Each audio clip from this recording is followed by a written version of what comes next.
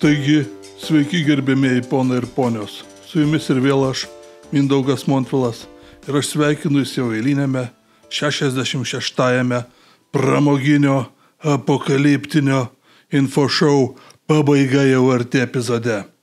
Tradicinis perspėjimas.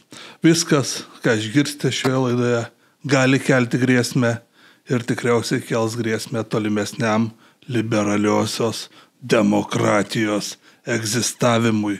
Jūs buvote apie tai perspėti. Ir nauja tradicija, bet jau žinoma, laidą pradedame mūsų faktų tikrintojos Mintvidgailės eilėmis. Šaltas gegužis. Ėjo šaltas gegužio mėnuo ir vyšnios laiku nežydėjo, o mūsų įtraukties NVO liuosuoti žmonės pradėjo. Oranžinio kiaulės asmuo vis skleidžia nuodus neteisybės, progresą sustabdė. Dėl ko? Dėl heteroviršenybės? Nelaidokim dar ateities, nepulk neviltin, drauguži. Gal dar bus pinigų iš ES, tik tai jau ne šitą gegužį.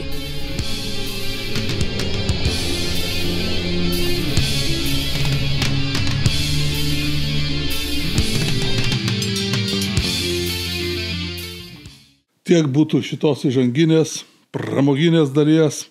Kaip žinote, su tam NVO ir jų finansavimu dabar Europai daug klausimėlių. Bet gal pakalbam apie rimtesnius dalykus pasaulyje. Ir čia šią savaitę nugriaudėjo toksai eilinis, jau jis ne šią savaitę prasidėjo, bet eilinis karas tarp Indijos ir Pakistano. Ir aš čia dabar įrašinėju šeštadienį, gegužės 10 dieną popietę, jau paskelbta, kad lyg ir susitarė dėl taikos. Savo, aišku, nuopelnus prisėmė ir pagrindinis šio pasaulio taikdarys, mūsų mylimas tėtušis. Bent jau vieną taiką savo užskaito Truth Social tinkle. Bendrai aš nesigilinsiu į visus tos karinius niuansus labai giliai. Visi juos daugmaž žinome. Visi žinome, kad Indija su Pakistanu kariauja seniai ir dažnai ir tikriausiai visuomet kariaus. Iš tų istorinių niuansų, ką reikia žinot, kad šiaip, aišku, istoriškai Pakistanas buvo arčiau Jungtinių valstijų per visą savo nepriklausomybės laikotarpį. Nuo pat, kai Britų imperija pasitraukė, palikdama visas problemas. Indija liko neprisijungusi, liko prie to neprisijungusio trečiojo pasaulio, o Pakistanas elgėsi atvirkščiai ir prisijungė prie visų įmanomų antisovietinių, antikomunistinių alijansų šaltojo karo pradžioje.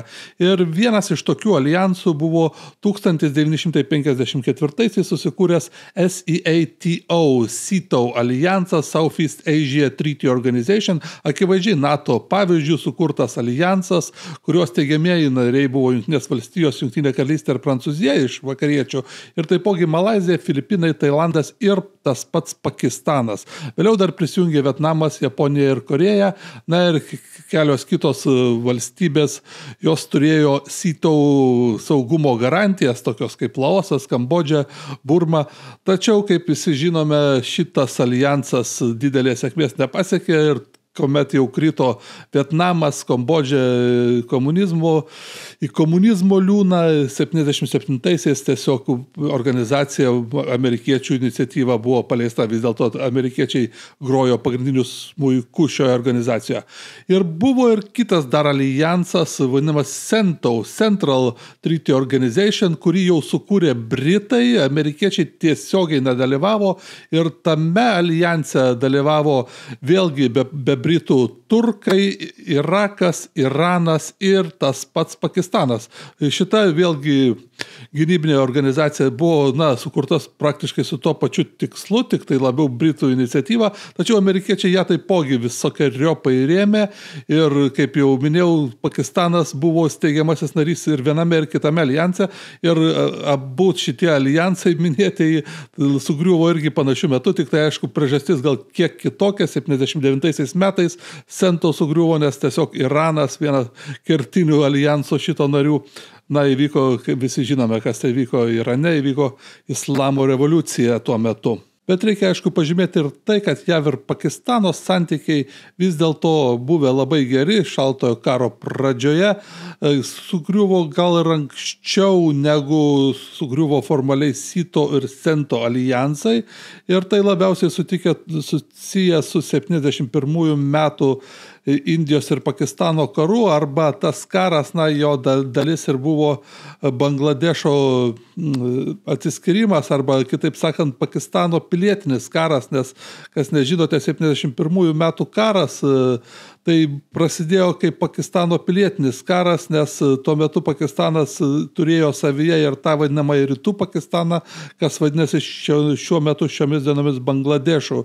Ir vyko tikrai brutalus kruvinas pilietinis karas ir tuo metu tuometinė JAV administracija rėmė Pakistano karinę vyriausybę ir iš dalies ir dėl to, kad Pakistanas tuo metu padėjo jiems po kilimu megzti santykius su Kinija. Tuo metu buvo tas vadinamasis Kissingerio manevras vykdomas, tuo metu dar neoficialiai, neviešai. Galiausiai tą pilietinį karą tarp Pakistano ir rytų Pakistano, dabartinio Bangladešo, įsikišo Indija su sovietų pagalba. Tas karas baigėsi Pakistano pažeminimu, Bangladešas tapo nepriklausoma valstybė ir kas dar nutiko tarp blogų naujienų Pakistanui, kad pasaulis pamatė, kad vis dėlto buvo daug ir žmogaus teisių pažeidimų ir milijonai pabėgėlių buvo ir dėl to pasaulio visuomenė buvo labai nusteikusi prieš Pakistaną ir vėlgi prieš Jungtines valstijas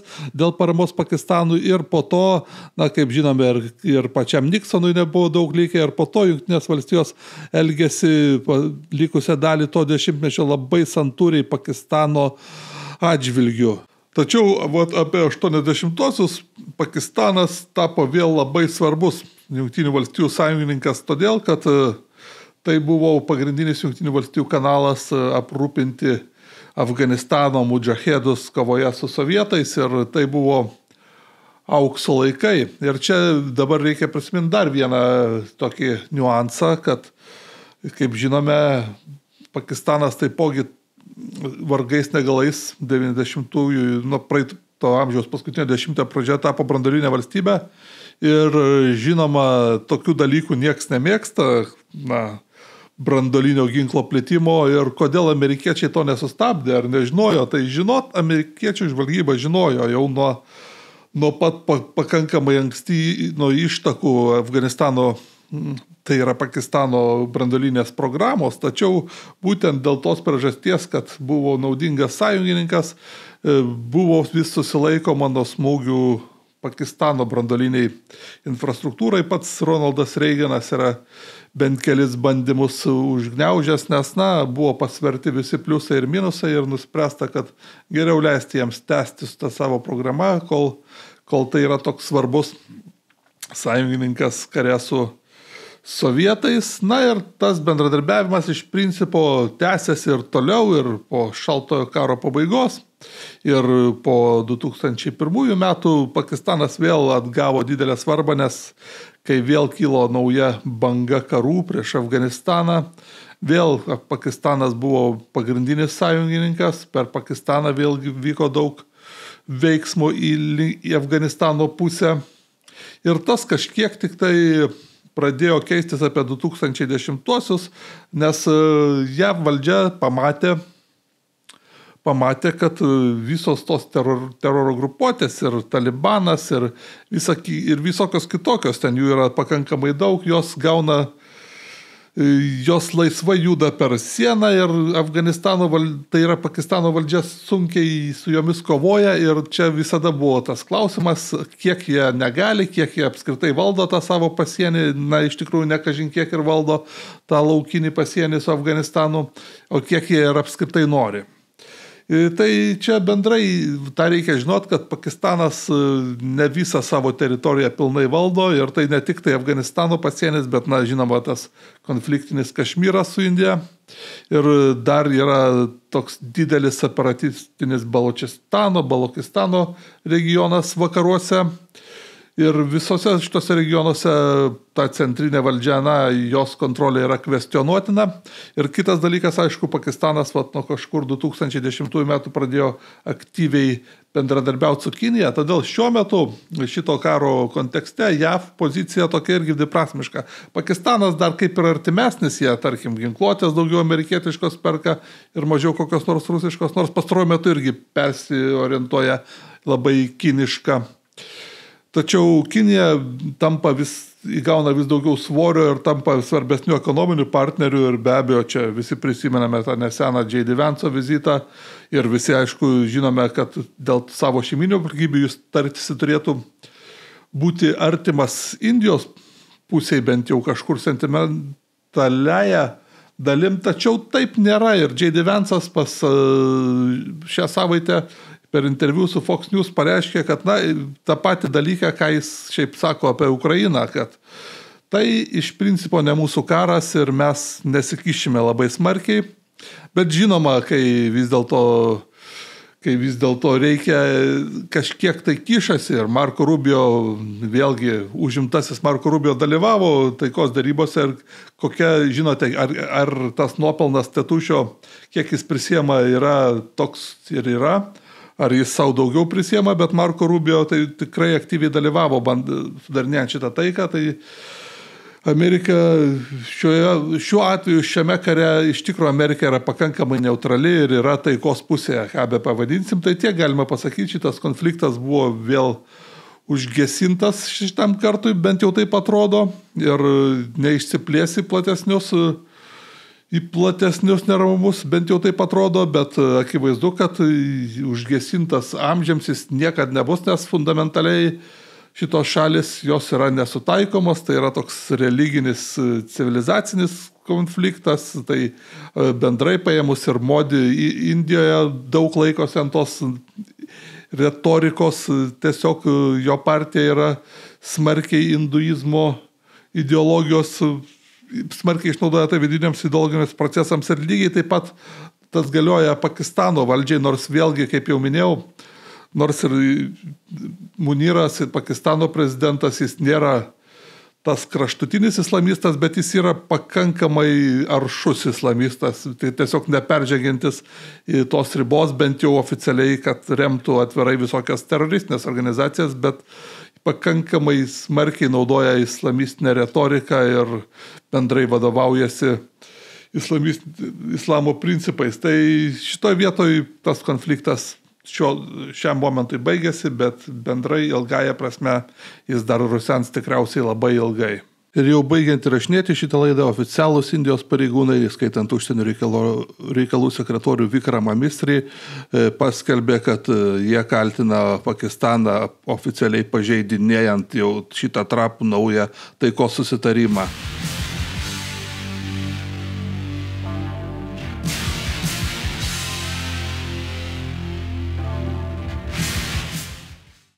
O dabar pereinam prie dar vienos įdomios ir karštos temos, dar vieno amžino amžinos konflikto zonos, tai žinoma yra Izraelis ir bendrai Izraelio visi karai su kaimynais ir visa situacija aplink jį. O kas nutiko tenais, tai dar įdomiau yra, panašu, kad braška ir ta meilė ir geri santykiai tarp Donaldo Trumpo ir Benjamino Netanjahu. Ir čia, aišku, šiaip galime vėl būtų sakyti istorinis įvykis, nors galbūt dabar jau ir nebėra istorinis, nes ta ilgametė draugystė tarp JAV ir Izraelio gerokai smarkiau braškėjo tiek prie Baracko Obamos, tiek ypač prie Joe Bideno, kur apskritai būta visiško atšalimo, galima sakyti, ir Donaldas Trumpas prieš jį išrenkant ir pirmosiom savaitėm savo šitos antrosios kadencijos jis buvo gerokai draugiškesnis ir tuo metu atrodė, kad veikiančios yra tos paliaubos su Hamas, kurios vis dėlto gan greitai sugriuvo.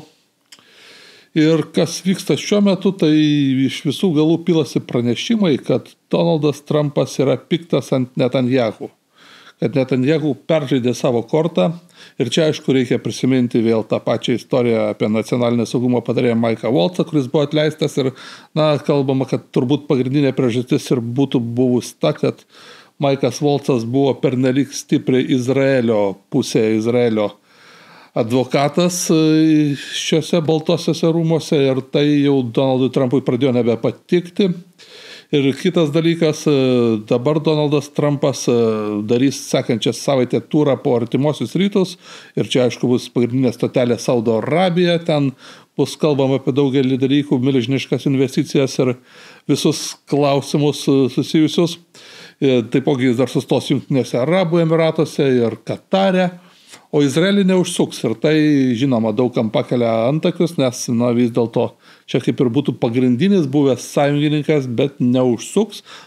Ir neužsuks ir gynybos sekretorius Heksetas.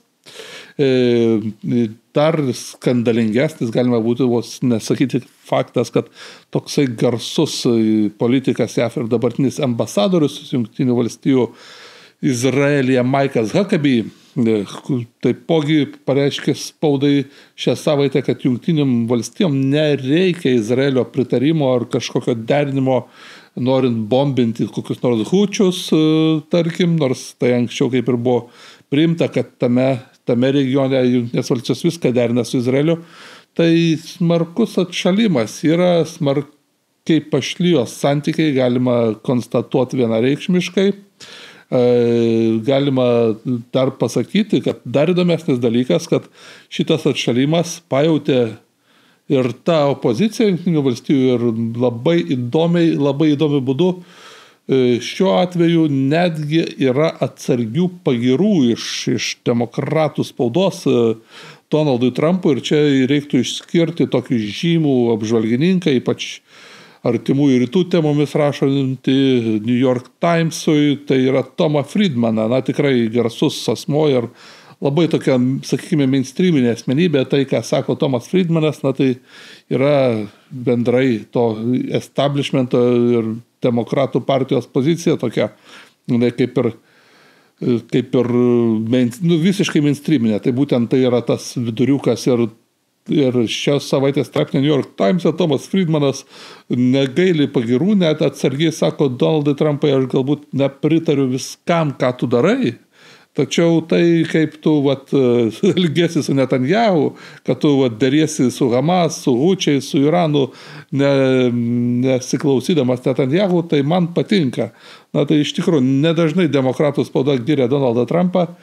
Akivaizdu, kad Benjaminas Netanjahu, šitoje tranzicijoje JAV, prie šitos pasikeitusios valdžios, tikėjosi maksimalizuoti savo įtaką Trumpui, maksimalizuoti savo įtaką tai JAV krikščionių, ypač evangelikų bendruomeniai, kurį aš jau pasakojau čia visas tas istorijas apie jų tokią religinę tvirtą paramą Izraeliui ir be jokių ten, žinote, dviejų valstybių sprendimų. Tai gali būti, kad vis dėlto Donaldas Trumpas linksta link sprendimo, kad Izraelėje vis dėlto reikia to, tai yra, dabar, kaip čia pasakius, dabartiniam Izraeliui reikia vis dėlto kažkaip iš naujo pradėti ieškoti to dviejų valstybių sprendimo ir nebandyti visiškai išspausti ar kažkur, netgi, žinote, girdėjome tą idėją iš Gazos visus išvežti kažkur palestiniečius ir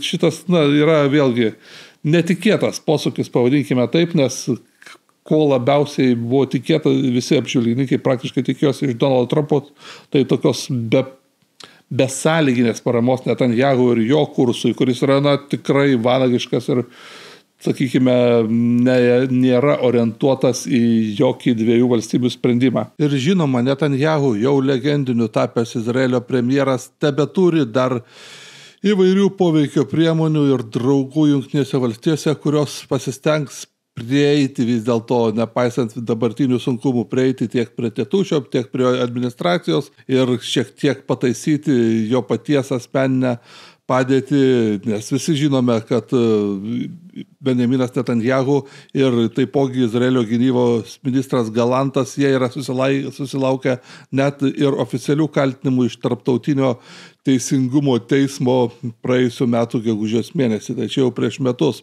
Tiesa, Trumpas atėjęs į valdžią jau paskelbė ir sankcijas tam pačiam Tarptautinio teisingumo teismui.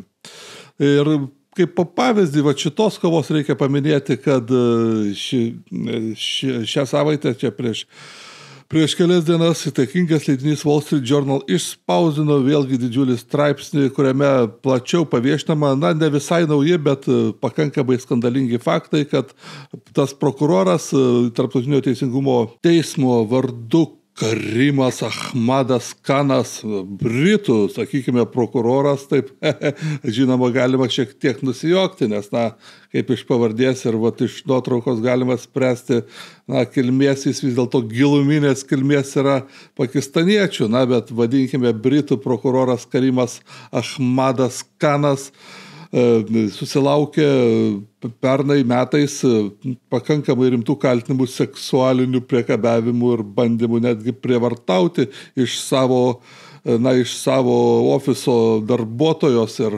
šitie kaltinimai buvo pareikšti vos kelios savaitės prieš jam pareiškiant tos oficialius kaltinimus Izraelio premjerui ir gynybos ministrui. Tai tuos dalykus galima vertinti tiek tuos kaltinimus, tiek ir žinoma Kano kaltinimus Izraeliui, tiek ir dabar jų paviešinimą eilinį, bet tokiame tikrai įtakingame leidinyje Wall Street Journal, kaip ta visa kova dėl tiek JAV visuomenės nuomonės, tiek šitos administracijos nuomonės, nes nors Jungtinės valstijos, kaip mes visi žinome, kaip ir kitos didžiausios pasaulio valstybės ir kaip ir Izraelis, nepripažįsta Tarptautinio teisingumo teismo, jo nepripažįsta taipogi nei Kinija, nei Indija, nei Rusija ir, iš principo, jis labai ribotas turi galės seksualinių priekabiavimų ar net išprievartavimo kaltinimus prieš Karimą Ahmadą Kaną tyrė Jungtinių tautų priežiūros organizacija. Ten, aišku, irgi yra visokių niuansų, nes yra dirbęs ir tenais Karimas Ahmadas Kanas ir jo žmona, ir ten yra visokių ryšių. Tai, ir apskritai tas Tarptautinio teisingumo teismas, jis kaip ir nėra susijęs tiesiogiai su Jungtinėmis tautomis, tai bet kuriuo atveju tai gali būti svarstoma irgi visos šitos batalijos kaip dalis kovos dėl žmonių protų, dėl visuomenės nuomonės, ir tai susiję turbūt ir su Izraelio konfliktu ir su tuo, kad Izraelis stengiasi visais kanalais vis dėlto paspausti šią JAF administraciją sugrįžti į Izraelio pusę, kaip jiems atrodytų. Kaip tai rutuliosis toliau yra neaišku, mes pamatysime kitą savaitę iš visų rezultatų Saudo Arabijoje. Aišku, jau dabar yra, kad Donaldui Trumpui įvairiuose formatuose, įvairiais kampais ir pjūviais reikalingos mažos naftos kainos dėl daugelio priežasčių ir dėl tarptautinės prekybos karo ir dėl vidinės ekonomikos, kovojant su infliacija ir su galimam padidintom kainom, kas ir susiję vėlgi ir su prekybos karu kažkiek, kad sušvelninti tą smūgį, ir spaudžiant tą pačią Rusiją, tą patį Iraną. Tai sauditai yra svarbus ir čia galbūt susiję visas dalykas labai su tuo. Mes pamatysime, mes galime išgirsti vėl iš to susitikimo, kuris akivaizdžiai bus, galite nebijoti, labai plačiai nušviečiamas ir bus labai daug reklamuojama visokių ekonominių susitarimų ir galbūt ten ginklų pirkimo susitarimų, ką Donaldas Trumpas nuosekliai bando, ir čia pas mus čia kažkokios besigirdinčios kai kurios ten tokios nuomonės, kad amerikiečių šita visa politika šitos administracijos, jinai privers bankrutuoti JAV ginklų prekeivius, nes čia nieks nebepirks JAV ginklų. Vėlgi yra absurdas. Tarp kitko, čia ne visai susijus naujieną su šito kampu, bet tas pats Lockheed Martinas su šituo Rheinmetall bendrovę kūrė. Tai JAV ginklų prekeiviai su jais bus viskas tvarkoj, galite jūs dėl jų nepergyvent, išsakymų jiems netrūksta ir netrūks. Tačiau šitą atšalimą su Izraeliu tikrai reikia stebėti ir galime pamatyti dar kažkokių dramatiškesnių poslinkių ir gali būti vis dėlto tas susitarimas kažkoks ir su Iranu pasiektas, nes čia vėlgi ta pati Donaldo Trumpo tokia pakankamai revoliucinė pozicija ir visa jo administracijos tas leitmotyvas viso šitos kol kas yra tikrai tokie dramatiški posūkiai ir pokyčiai visose kryptise užsienio politikos ir taip mums atrodo, kad čia su Europa elgiamasi kažkaip tai ne taip kaip visada, bet lygiai tas pats gali atrodyti ir dar net didesnių kampų izraeliečiams, nes vis dėlto visas tas lobizmo aparatas panašu, kad nesugeba taip vienareikšmiškai prieiti prie Donaldo Trumpo, kaip jie norėtų ir netgi jiems atrodė labai draugiškas nacionalinio saugumo patarėjas buvo išmestas. Tai tiek būtų apie artimuosius rytus šį kartą.